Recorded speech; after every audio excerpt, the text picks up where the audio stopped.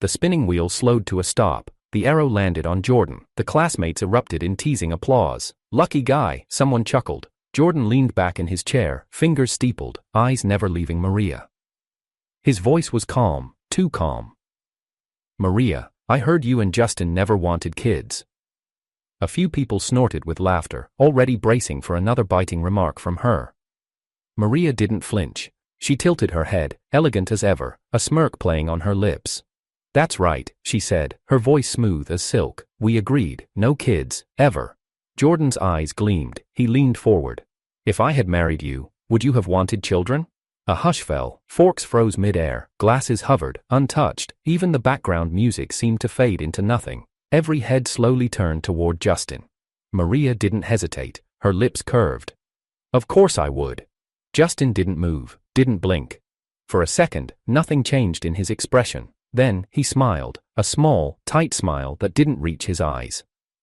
He stood up, adjusted the cuffs of his charcoal shirt, and looked directly at her. "If you two still have feelings for each other," he said evenly, "let's find a time and get divorced." The table exhaled in disbelief. "Justin!" Maria's eyes widened, a nervous laugh escaped her. "Wait, it's just a game." But he was already walking toward the exit. Outside the banquet hall, the night air slapped his face like cold water. 5 years. 5 years of rearranging his world for her. 5 years of swallowing her insults, apologizing first after every argument, buying her roses after she spat on his effort. And 5 years ago, she had asked him, no, demanded him, to undergo sterilization. "I'll never want children," she had said. "We'll travel, build our careers, stay free." He had nodded, smiled, made the appointment. Now, with a tilt of her head and a flash of her perfect teeth, "Sis," he told a room full of people she would have given Jordan children. As if Justin were just a placeholder. The ache in his chest wasn't rage, not yet, it was worse, it was clarity. He stepped off the curb and into the silent parking lot, keys trembling slightly in his palm. The same trembling he had felt the day he sat in that sterile white room and signed the waiver. The same trembling when Maria had refused to let their dog sleep indoors, when she mocked his promotion party, when she told him his loyalty was a little suffocating. He had called that love. Maybe that was the cruelest part. His phone vibrated, a voice message from Maria. He pressed play. "Justin, I was just joking, don't be dramatic, can you come back inside?" He stared at the screen, then locked it. The stars above blurred slightly. In the distance, the reunion carried on, laughter, clinking glasses, someone shouting another dare.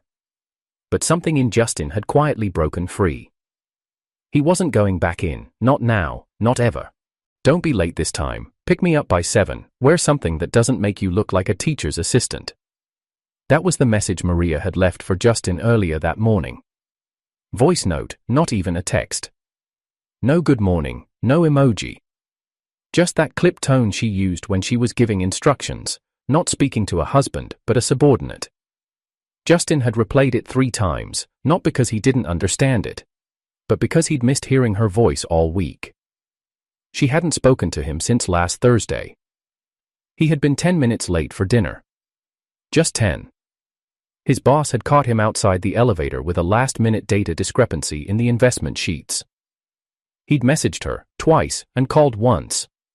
No reply. When he arrived, Maria was already seated, scrolling through Instagram, her untouched drink sweating against the coaster. She didn't say a word that night. And for 6 days after, she moved into the guest room and iced him out with the same mechanical efficiency she used when blocking spam calls. Justin had learned not to push. He didn't ask why, didn't knock on the guest room door, didn't try to force closeness. He simply apologized. Again. He had placed a fresh bouquet on the kitchen counter every morning, orchids, her favorite, left her favorite caramel latte on the bathroom sink, paid for expedited cleaning of her heels when she kicked them off carelessly near the door. Still nothing.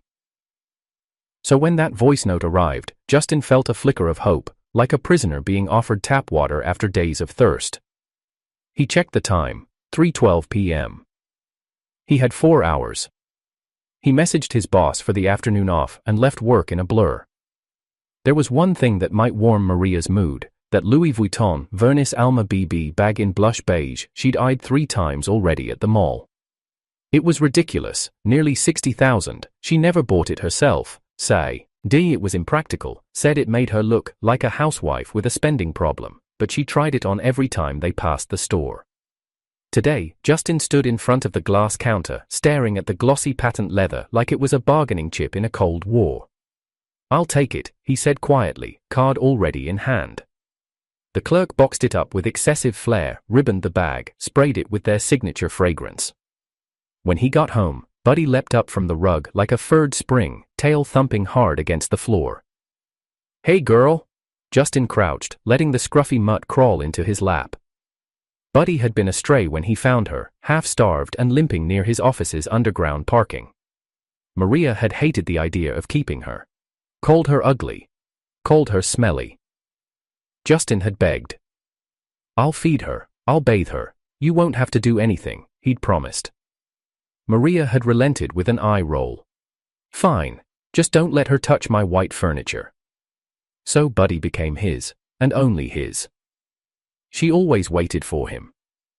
Always greeted him like he was the best thing in her world. Justin gave her a pat and stood, placing the LV bag carefully on the dining table. He looked at the time. 5:17. Still early. He could beat traffic if he left in the next 20 minutes. He sent Maria a message. "Leaving now, got a surprise for you." No reply. Typical. He drove the usual route back toward their townhouse, one hand on the wheel, the other checking traffic alerts. At the last red light, he reached for his phone again, just to see if she'd opened the message. Still unread. He sighed. It was always like this. Maria didn't reply when she was mad, she didn't argue either, she just vanished. Slept in silence, passed him in the kitchen like a stranger, held her phone to her ear in bed like he wasn't there.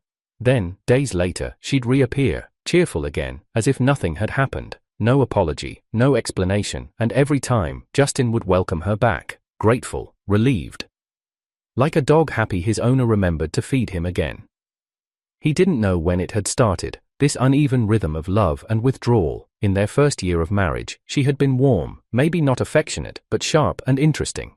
She dressed him, corrected his grammar, planned their vacations, arranged his social calendar. She was dazzling, he had felt lucky to be with her. But slowly, her admiration turned to boredom, then control, then silence. She stopped thanking him, stopped listening to his stories about work, stopped asking how his day was. And now she treated him like an accessory that had outlived its style. Justin didn't complain. He reminded himself she was ambitious, driven. Maybe she just needed more space. Maybe this was just how high-value women coped with stress. But sometimes, late at night, he would find her scrolling through old university photos. Her face soft, unreadable, and he always noticed one face that appeared in the photos again and again, Jordan. He didn't say anything, didn't ask. But something in him clenched whenever she mentioned her old friends, or when she made last-minute plans without telling him, or when she turned her phone upside down at dinner. Still, he convinced himself. She's just independent, just private, she's not cheating, she's just stressed. He parked the car, adjusted his collar, and grabbed the shopping bag. As he approached the door, he heard movement behind it, hurried steps. He knocked. Maria opened the door, her expression immediately sour. "Why didn't you use the garage? It's so hot, I've been sweating in this damn dress for 20 minutes. Justin forced a smile. "Sorry, got caught up with traffic." She brushed past him without waiting, heels clacking down the driveway. He followed, holding the LV bag like an olive branch. "You look beautiful," he said. Maria didn't respond. He reached into the back seat and brought out the gift. "Here. Figured this might make your day better." She paused, took the bag, her expression cracked, just a little. "This is the one I liked?" He nodded. She blinked, smiled slightly. "Well, finally, you did something right." He leaned in, playful. "Does that earn me a kiss?" She laughed, distant. "Don't be gross, we're already late." As she slid into the passenger seat, Justin caught a flash of her phone screen, a new message preview, from Jordan. "Landed, can't wait to see you." She tilted the screen away quickly. Justin's throat tightened, but he said nothing, just drove. Buddy's leash was still looped around the rearview mirror, the only thing in the car that had ever loved him back. Justin glanced at the map on his phone and frowned.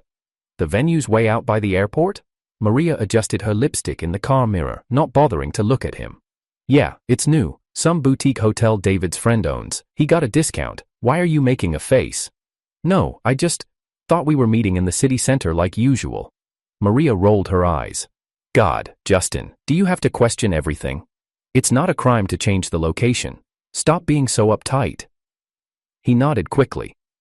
Right, sorry. The road signs blurred past. The farther they drove, the quieter Justin became. Something about the timing, the sudden change in location, the fact that Maria had insisted they drive separately earlier in the week before changing her mind, it all felt off. He gripped the wheel tighter. When they pulled up to the hotel, most of the class was already inside. Justin reached over to open the car door for her, but Maria was already out, heels clicking sharply against the pavement. She didn't wait for him. Inside, the lights were warm, and the private dining hall buzzed with laughter and chatter. Justin held the door open. Maria walked ahead of him, immediately locking eyes with the first group of people near the bar. Maria, oh my God, you look like you haven't aged a day, one of the girls squealed. Justin lingered back, waiting for the moment she'd introduce him. She didn't. Not until David, the class president, called out, Justin, look at you man, still quiet, huh? He smiled politely. Hey David. Still no kids, huh? David nudged him in the ribs, laughing. Living the good dink life. Justin chuckled. Something like that. Maria turned, wine glass in hand, already half sipping. Yeah, he got a vasectomy the month after we married. That's commitment, right? The table burst into laughter. Justin froze. She said it like it was funny, like it was a joke. He circus. Hid her face, but Maria didn't even glance at him. She was too busy smiling for the crowd. He felt it again, that quiet drop in his stomach, that strange feeling he'd become background noise in his own life. The conversations flowed. Stories of promotions, kids, divorces, new startups. Justin kept up small talk, answering questions about his firm, about Maria's skincare blog, about their dog.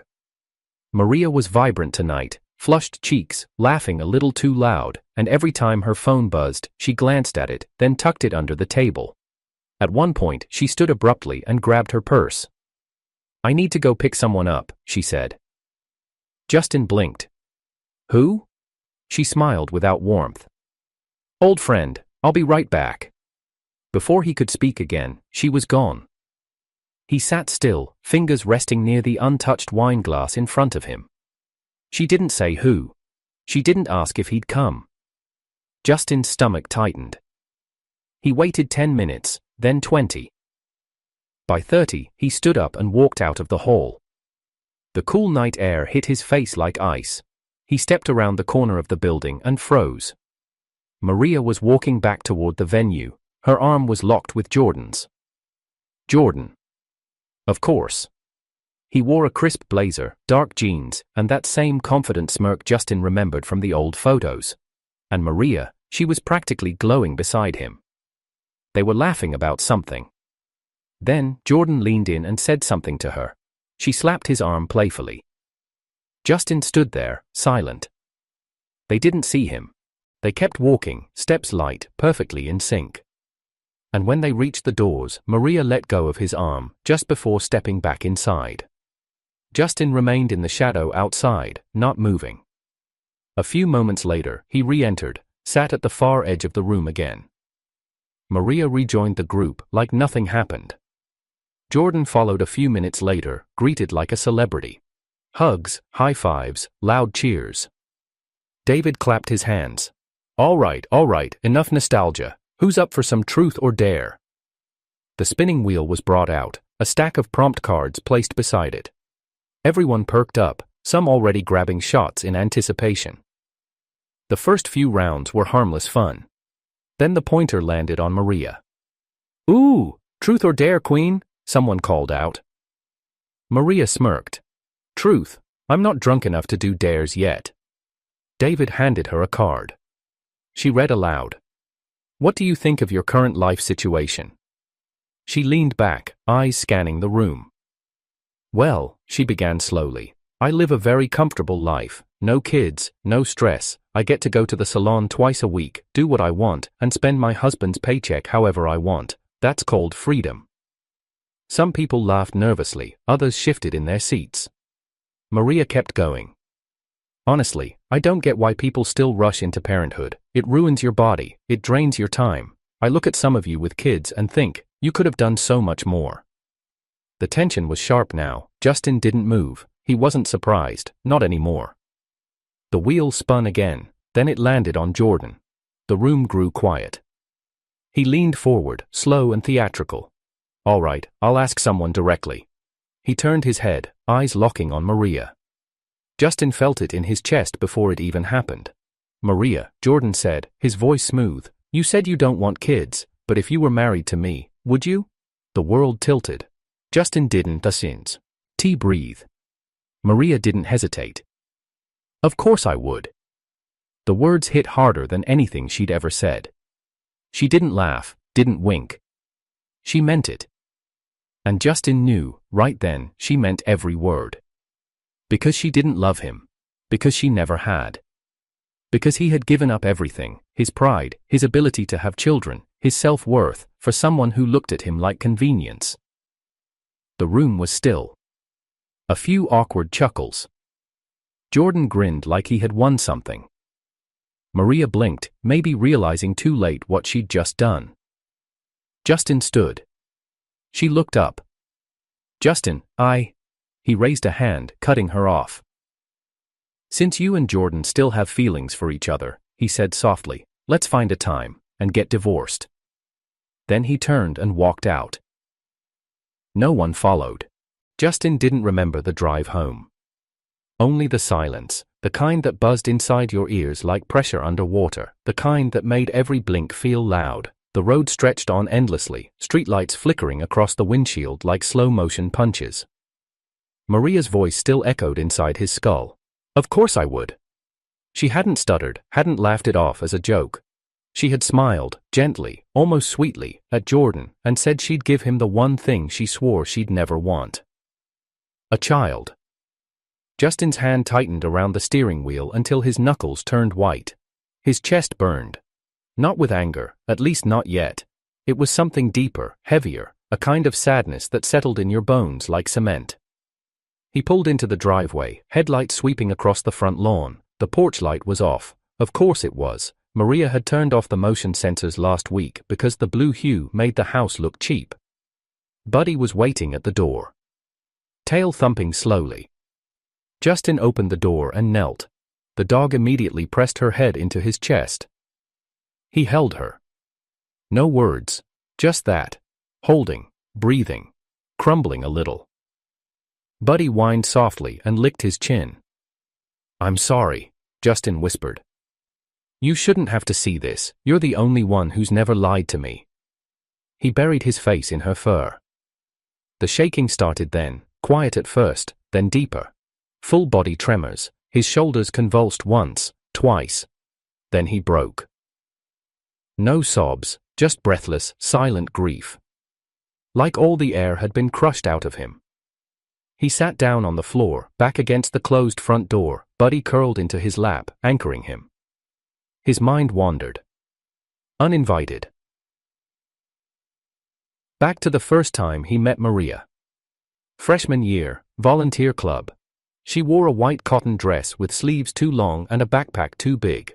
He remembered the way she looked up at the mountain trail, sigh, rumbling about how no one told her it would be this steep. He had offered her his spare water bottle. She barely glanced at him. 2 days later, during the overnight hike, the weather turned. A storm rolled in fast. The club had misjudged the forecast. Half the group got separated during the descent. Justin and Maria were stranded under a half-broken tarp, soaked to the skin. Her flashlight had died. Her hands were freezing. She trembled in the dark, teeth chattering. He'd taken off his jacket and wrapped it around her, even though it left him shivering. They huddled in silence through the night, and just before dawn, she had whispered, barely awake, maybe even dreaming, "Did Jordan send you?" Justin had frozen. Then her voice came again, barely audible. "I knew he still loved me." He had stared at the damp ceiling of the tent. She thought, Jordan sent him. And still, he hadn't corrected her. Not then, not later, not even when she sobbed into his chest once they were rescued, thanking him, calling him a hero. He had let her believe what she needed to believe, because in that moment, she had held him like he mattered. And that was enough. It had always been enough. Being second, being convenient, being safe. That was his role in Maria's life. The one who was there when Jordan wasn't. The man who stayed when her heart wandered. The one who made coffee, paid the rent, held her hair when she was sick, left roses on her pillow when she was cold, and in return, she gave him crumbs. A distracted smile, a thanks, muttered without looking up. A kiss on the cheek when she wanted something. He had called it love.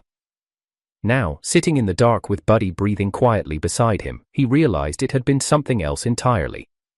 Desperation. The desperate hope that maybe one day she'd look at him the way she looked at old photos of Jordan. That she'd choose him. That she'd say I love you and mean it. But tonight proved what he should have accepted long ago. She never would. She didn't see him. Not really. To her, he was the man who got sterilized because I said so. Not the man who sat outside clinics trying to smile through his own doubts. Not the man who once imagined coaching a little girl with Maria's eyes through her first soccer game. He hadn't just given up his body. He had given up dreams he never dared to speak aloud.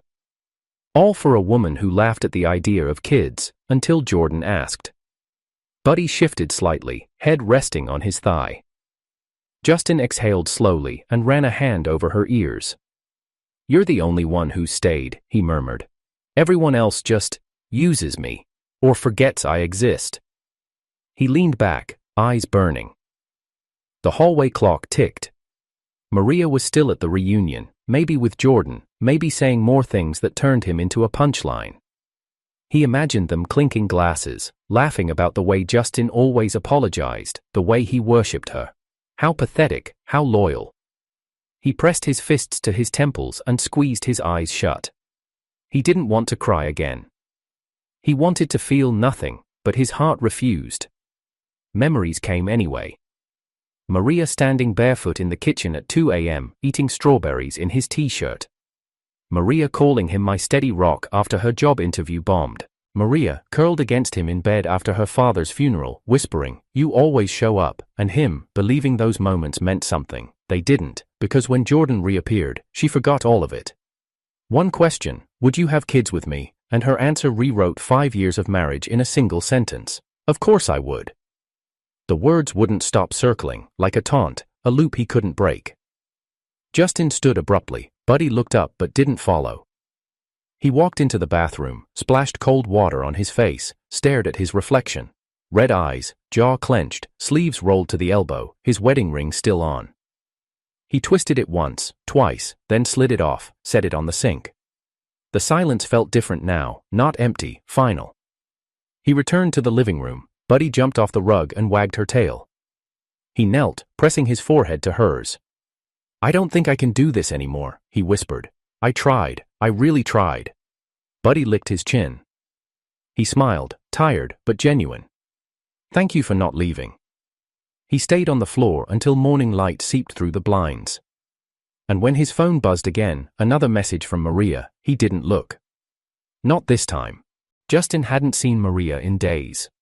Not since the reunion, not since her voice haunted his ears like static.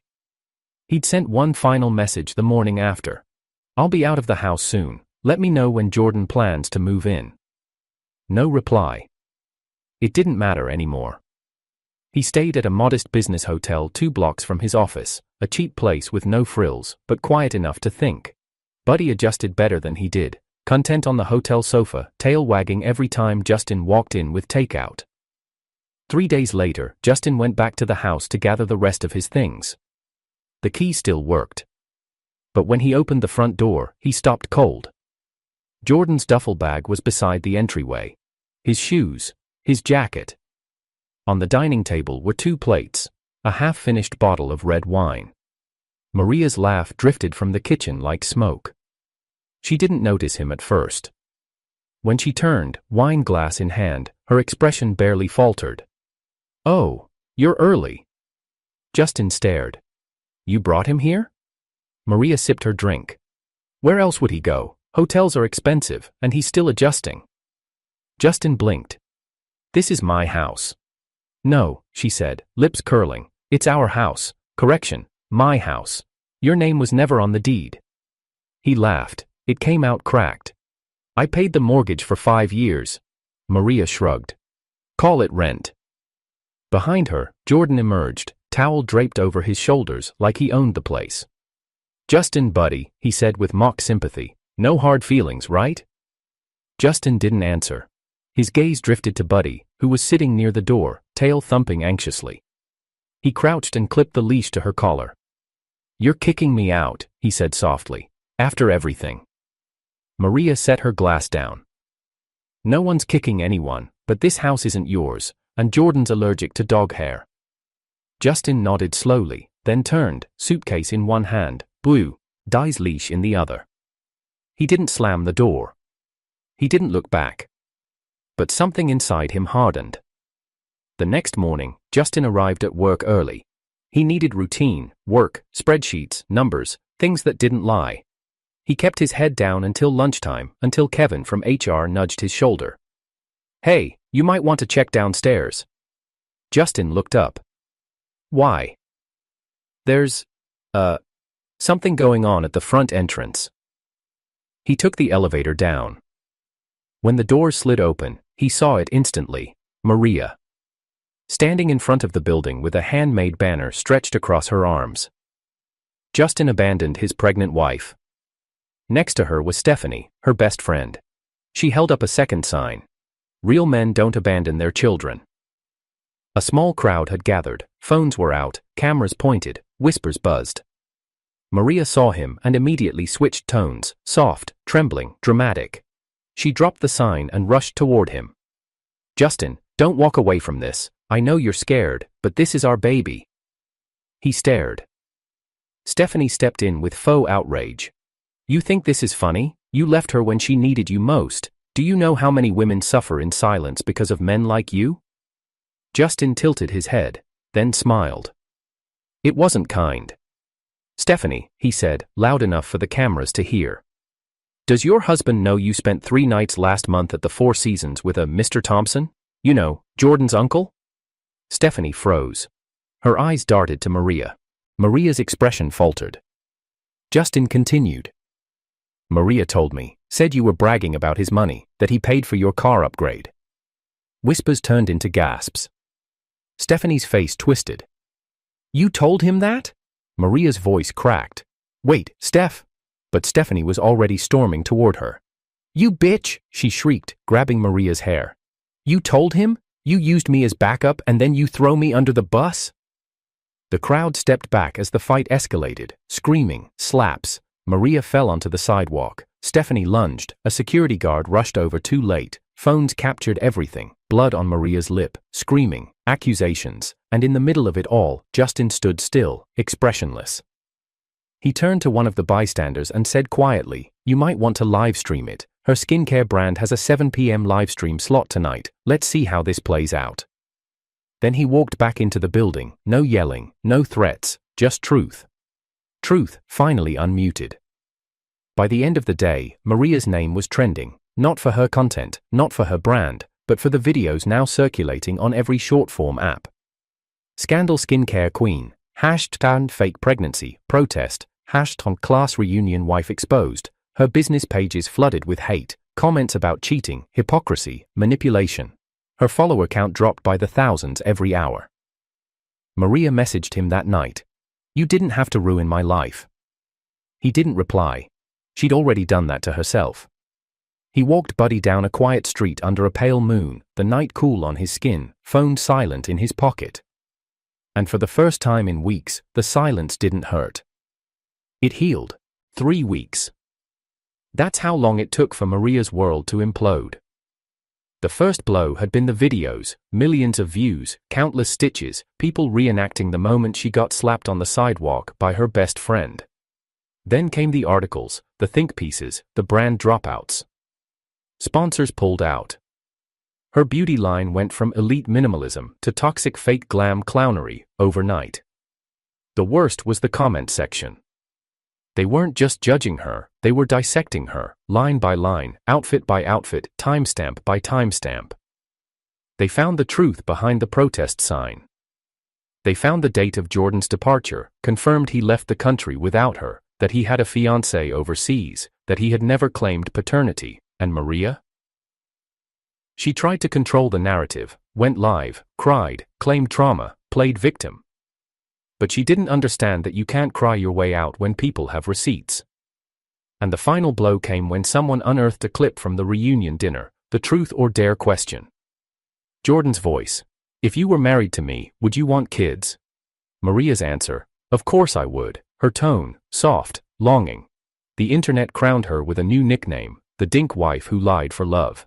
Then she disappeared. Justin didn't hear from her again. Not directly. But 2 weeks later, he received a call from an unknown number. A man's voice, dry, professional. This is Dr. Lin from St. Enoch Psychiatric Center. Your wife is under temporary medical supervision. She listed you as her emergency contact. Justin stared at the floor for a long time after hanging up. The next morning, he went. Not because he owed her anything, but because something inside him needed to see it. He arrived just before noon. The receptionist buzzed him in. A nurse led him down a pale corridor that smelled faintly of disinfectant and peppermint oil. Room 14. He knocked on. Edge then entered. Maria sat by the window, barefoot, wearing a wrinkled hospital gown that hung off her too thin frame. Her hair was unbrushed, eyes vacant. For a second, she didn't move, then her head turned, slowly. She blinked, as if unsure whether he was real. Justin? Her voice was hoarse.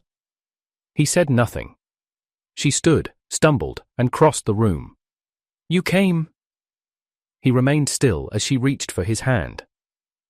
I thought you'd never want to see me again. Her voice cracked. I was wrong, about everything, about Jordan, about you. He gently pulled his hand away and sat down on the visitor's chair, then opened the brown envelope he had brought with him. Inside were 2 documents. He slid them across the table. Maria stared at them. Her breath hitched. Divorce? He nodded. Her fingers trembled as she touched the paper. Justin, please, don't do this. I was sick, I wasn't thinking, you were always the one, Her voice broke. I just didn't realize how much I needed you until it was too late. He tilted his head, calm, almost curious. I waited 5 years, Maria. I paid for the house, bought your brand startup inventory, did your taxes, cleaned up your live stream crashes, got sterilized when you said you didn't want children. She covered her face. I know, I was stupid. He leaned forward, his voice was soft, measured. When you said you'd rather have Jordan's child, my heart died. Maria dropped her hands.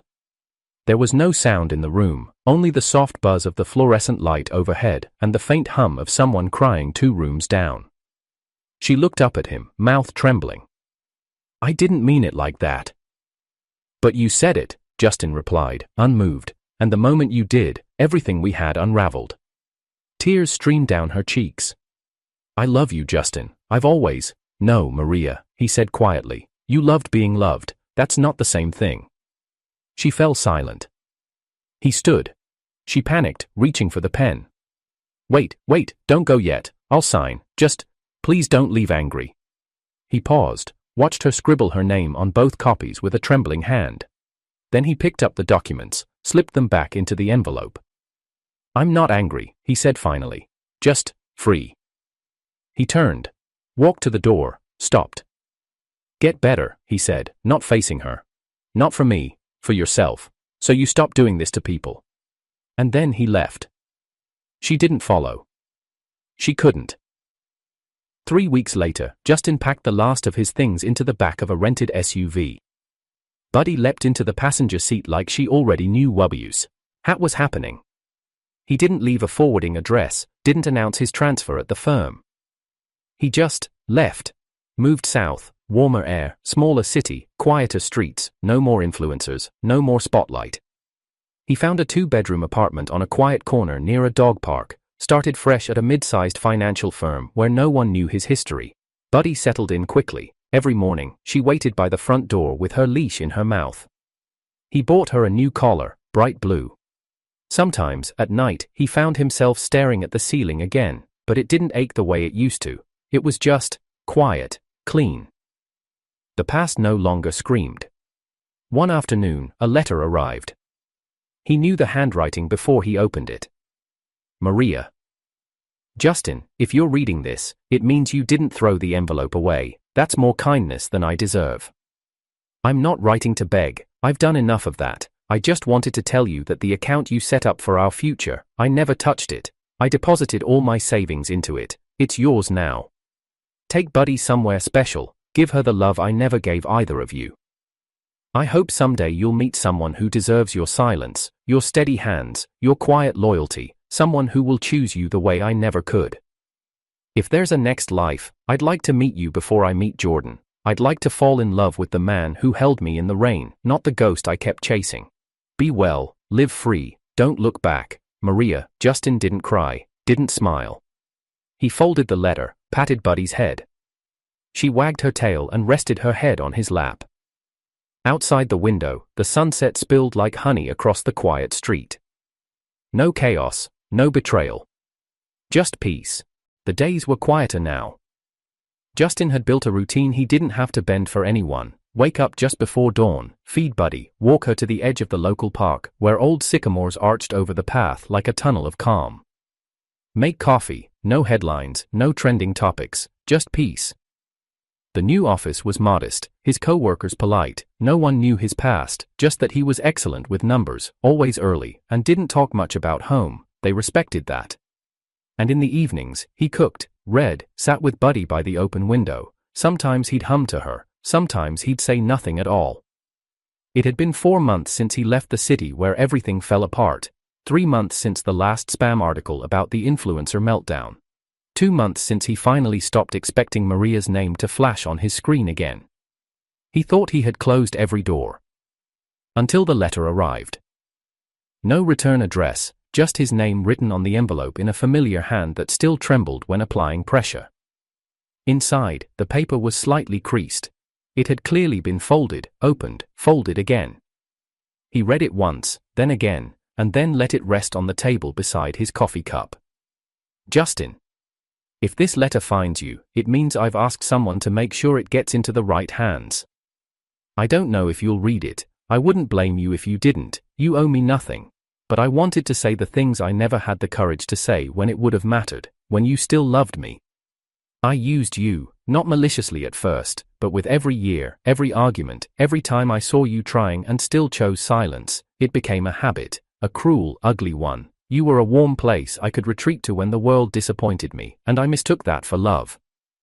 The truth is, you were never my first choice, you knew that, and you still gave me everything. You even gave up the chance to have children, for me.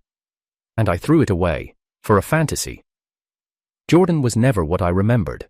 He was a selfish man, just better at hiding it. After he moved in, he drained me dry. He sold lies with the same smile that once made me believe in forever. I gave him everything, our savings, my brand, even the last pieces of my dignity, and when the scandal broke, he left. Didn't even say goodbye. Blocked me on every platform. I spent the next weeks trying to claw back control. But it was too late. Stephanie leaked more. The trolls came. My family disowned me. I was trending for all the wrong reasons. I tried to end my life twice, failed both times. I guess the universe still wanted me to face what I did. They placed me in a hospital. Cold walls, too much light. And in that silence, I saw your face more than anything else. The quiet way you held me when I was falling apart, the way you folded my laundry when I forgot. The way Buddy always barked happily when you walked through the door, even if I didn't. Justin. I didn't deserve you. I still don't. But before I leave this world for good, I want you to know. I've deposited every cent I had left into the account you opened. I never touched the money you saved, I couldn't. It was too clean for hands like mine. Please use it, travel, start something new, buy Buddy the best food she'll ever eat, let her know I was the problem, not her, she was always kinder than I could be. I regret not giving you a child, not because of biology or legacy, but because I know now what it would have meant to you. You wanted a home, a real one, and I refused you that. If there is another life, I hope I meet you first. So I can fall in love with you the right way. So I never confuse loyalty for convenience. So I never call your love too much. Thank you, Justin, for everything you gave a woman who didn't know how to hold it. Goodbye. Maria. Justin sat still for a long time. The afternoon sun painted golden lines across the hardwood floor. Buddy stretched beside him, her legs twitching gently in sleep. He didn't cry, didn't rage. Just let out a long breath that had been sitting inside him since the first night she whispered another man's name in her sleep. He picked up the letter, folded it, tucked it into a box on the shelf labeled closed, then he knelt beside Buddy. She blinked awake, tail wagging as if nothing had happened. He scratched behind her ears. You hungry? He murmured. Buddy barked once. Justin stood, grabbed his keys and whistled. Let's go, Buddy. Let's finally live for ourselves. They stepped outside together. The air was crisp, the sun had just begun to rise, casting pale gold across the quiet neighborhood rooftops. No echoes from the past, no calls from ghosts. Just the soft rhythm of new beginnings.